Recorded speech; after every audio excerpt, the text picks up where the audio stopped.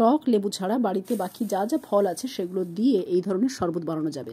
প্রথমে কড়াইতে পরিমাণ মতো দুধ নিয়ে ভালোভাবে সেটা জাল দিয়ে নিতে হবে। ঠিক এই সময় 2 থেকে 3টে ছোট এলাচ থেতো করে দিয়ে দেওয়া হলো, আর তার সাথে ছোট চা চামচের 2 থেকে 3 চামচ ইনফ্যান্ট মিল্ক বা পাউডার মিল্ক বা ড্রাই মিল্ক সেটা এর মধ্যে ভালোভাবে মিশিয়ে নেওয়া হলো। তারপর হালকা আঁচে 5 থেকে 7 মিনিট ভালোভাবে ফুটিয়ে নাও।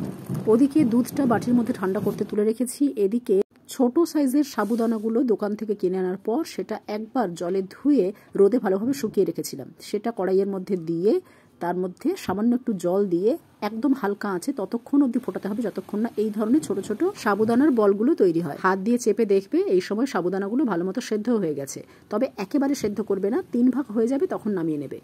এরপর ছাঁকনিতে ছেঁকে গরম জলটা বের করে দেবো, তার উপর ঠান্ডা জল দিয়ে ভালোভাবে ধুয়ে নেব। এবার ভালোভাবে জল ঝরিয়ে নিয়ে আগের থেকে বাটিতে যে দুধ ঠান্ডা করতে রেখেছিলাম তার মধ্যে ওই সাবুদানার বলগুলোকে ডুবিয়ে দেওয়া হলো। ভালোভাবে মিশিয়ে নিয়ে ওই দুধের পাত্রটা এবার আমি ফ্রিজের মধ্যে রেখে দেবো 15 থেকে 20 মিনিটের জন্য। ডিপ ফ্রিজে রাখবে না কিন্তু। 20 মিনিট পর ওই ঠান্ডা দুধের পাত্রটা ফ্রিজ থেকে বের করে তার মধ্যে আগের থেকে কেটে রাখা ফলের টুকরোগুলো অল্প অল্প পরিমাণে যোগ করলাম, সবটা দিলাম না।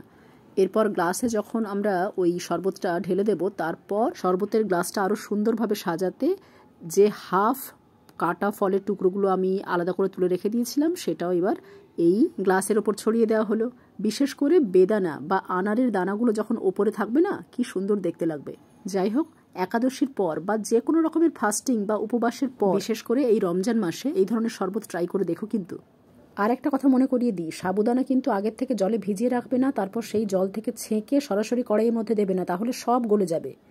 মনে করে কড়াইতে শুকনো সাবুদানা দেবে আর সেটাকে হালকা আছে ফুটিয়ে ফুটিয়ে বল তৈরি করবে, যেমনটা ভিডিওতে দেখানো হয়েছে। আজকে ভিডিও এই পর্যন্ত। শরবতটা বানিয়ে খেও, আর কেমন লাগলো অবশ্যই কমেন্ট করে জানিও। Thanks for watching.